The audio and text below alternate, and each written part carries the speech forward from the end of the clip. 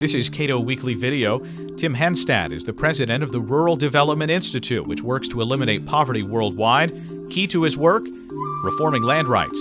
Hanstad says the lack of land rights affects half the world's rural families, some 230 million households, and landlessness has aggravated poverty, social unrest, and environmental degradation. Mr. Hanstad spoke at a Cato Policy Forum entitled Giving Land Rights to the World's Poor. It was held July 31st, 2007. Poverty. Poverty is the world's most pressing problem, and it affects large numbers of people. There's 1.2 billion people on the planet who are living on less than $1 a day, and about half of the world's population living on less than $2 a day. Poverty is the root cause of hunger and malnutrition, which affects about 800 million people around the world, which kills 20,000 people a day. But what's needed to alleviate poverty? I'll point to four components. First and foremost, broad economic growth. Economic growth is necessary, but it's not sufficient by itself. For the poorest to benefit from and to contribute to that economic growth, they need other things. They require access to health, access to basic education, and access to economic opportunity. Now let me focus on that last component, access to opportunity. Because by access to opportunity, economic opportunity, for the poor, what it means is access to assets. And for the vast majority of the world's poor, those assets are capital and land. Now the need for capital is perhaps more obvious, and we've learned a lot over the past 2 decades about the limited amount of capital that's needed and how it can be provided to the poor through tools such as microcredit. But what about land? Why is land so important?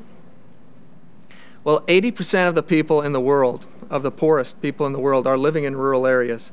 And in those rural agricultural settings, land is not only the source of food, it's the key source of income, of status, of wealth, and of power. And in general, those in rural areas who possess secure rights to land are the haves, and those who do not are the have-nots. Now, digging a bit deeper, there are actually 2 types of problems that come at the intersection of land rights and poverty. First, there's landlessness. There are a certain number of people around the world who don't possess land, let alone have secure rights. They don't possess land, and for them, the foremost challenge is to get possession of land. But in addition to this absolute landless population, we have even a much larger population of poor people around the world who have some land, but who hold it with insecure tenure or weak property rights. And the problems with that are many, but the situation for those landed poor who have weak property rights is they cannot protect their property from the state or from other more powerful actors. In many cases, they cannot transfer their rights by sale, by lease, or by mortgage.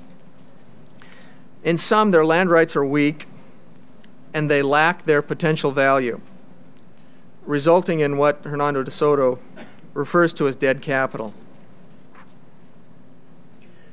Now, the tools or the solutions for addressing these problems of providing secure property rights to the poor, they vary, but they all fall under a term that I'm going to use with a bit of trepidation, the term land rights reform. And I say trepidation because the term land reform has a bad image. It has a lot of baggage, in large part because land reform has been done poorly in many, many countries. And we only have to look at the recent example of Zimbabwe, what land reform has done to that country, and I know the Institute has done some good research on that. But our definition is on the slide. It covers both of the problems in the 2 categories of poor people that I mentioned earlier, but it also includes the important characteristics of market-friendly and of democratic. And history is also filled with examples of land rights reforms that have been done mostly well and have had quite positive results.